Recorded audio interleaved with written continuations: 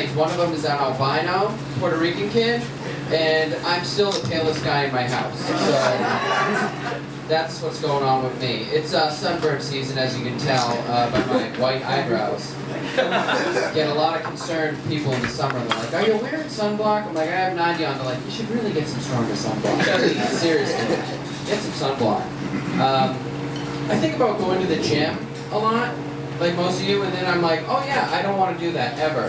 So I'm just hoping that everybody else gets in worse shape. You know, when I see someone in a little bit of worse shape, I'm like, "This keeps going, I'm gonna look pretty good." So eat up, everybody, eat up.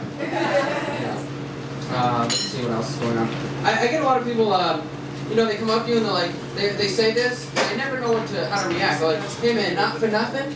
It's like, I don't know what not for nothing means. Do I owe you money? Is there money involved here? All I know is when you hear not for nothing, you're not going to hear something smart come out of their mouth next, right? Not for nothing is a conversation warning. They're like, warning, stupid words going to come at you. It's always something like, "Hey dude, not for nothing, but sports and boobs, I like them. I like them a lot. They're a lot of fun." Let's see what else is going on. Oh yeah, I thought I had AIDS for a couple years. Turned out I was just getting really high. In my brain, it would be the same cycle. I'd forget. I got this feeling like I forgot something. I'd smoke. And I'm like, "Is he up?" I'm like, "Where are my keys?" And my brain would go, "No, it's not your keys. You got AIDS, bro." And then I would sit there and ponder, you know, like my life. I'd be like, "What's going on? I'm so young." And then I remember that AIDS is sexually transmitted, and I'm okay. Can't get AIDS by hanging out by yourself in your room. So I'm good. That's true. I don't know if you guys remember. Do you guys remember Good Will Hunting, that movie? Yeah. Right? Yeah. Good Will, he riddles that guy with his apple riddle. He's like shows him up how smart he is. That, you know, remember the other smart guy? He's like, "You're not really smart. I'm smart." But here's my question for Good Will. It's like, how stupid do you have to be as smart as he is and still be a janitor? You know what I mean? You really think he's helping out the other janitors by solving math equations on the board? He just added more. You know, he's making them look bad. I guess.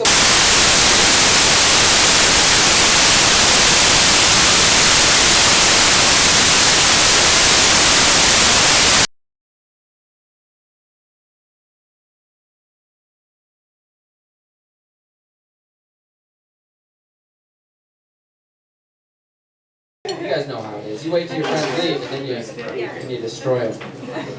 I'm just kidding. I don't have friends. Little business trick. We're in the biz for a while. You still have friends? You're not hardcore. You're not hardcore. You still got a life right now.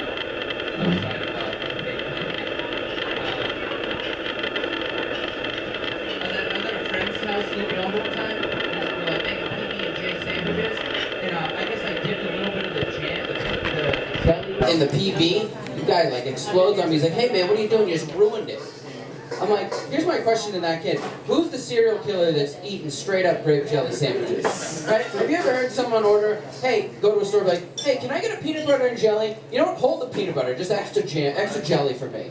Alright, that's my nutrition segment of the show. It's not very good nutrition. I have a tough time getting to know women. I think it's mostly because I don't like listening to them, you know, when they're talking.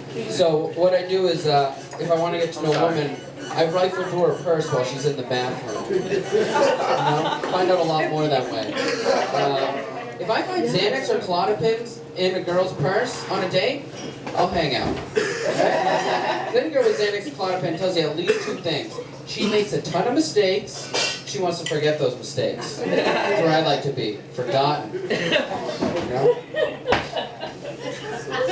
Bill Cosby could have learned a lot from my set. Hey, I didn't say, I don't know if he did it or not. I don't know if he did it or not. But he's just so old, I feel bad for him anyway. He's like old and blind. They probably put him in the celebrity unit anyway, you know what I mean? Probably at some resort somewhere. Who knows? I don't know, you guys voting?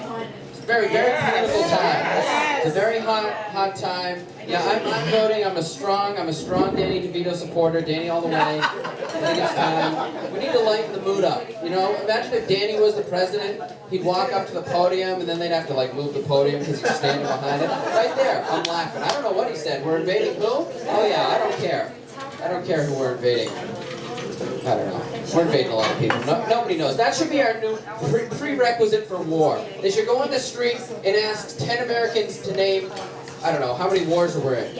And if you get it wrong, we can't go into the... If we can't spell the guy's last name, we can't fight him. Right? Because we wouldn't be in any of these wars. I can't spell any of their names. Their names are those names that have like a triangle in the middle and like explanation. You're like, okay, I'm out. It's like Russian. Have you ever seen a Russian language? It's very tough. Russians are like, do you remember the commercial? It was pork, the other white meat. It was chicken, and then there was that pork propaganda where they were trying to say it was healthy, but that's like Russians with white people. It's like the other white people, even more deadly than the first. But you just don't know about them. Russia, man, that's a nightmare. What a nightmare to see that is. So I suppose this is a big Trump group. Trump or die, I guess.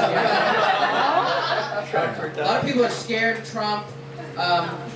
As a comedian, if I had to vote strictly on comedy, who's going to be funnier, him or Hillary, you got to go Trump. Right? Imagine cracking a joke in an elevator with Hillary Clinton. You're going to be crying by the time you get to the first floor. One way or the other. But Trump, I mean, just the other day, I don't know what he was talking about, but he goes, listen, the media are a bunch of big, dumb babies. Like, who talks like that? That is big, dumb babies. Funny. Yes. Big, dumb babies. It's like a cartoon.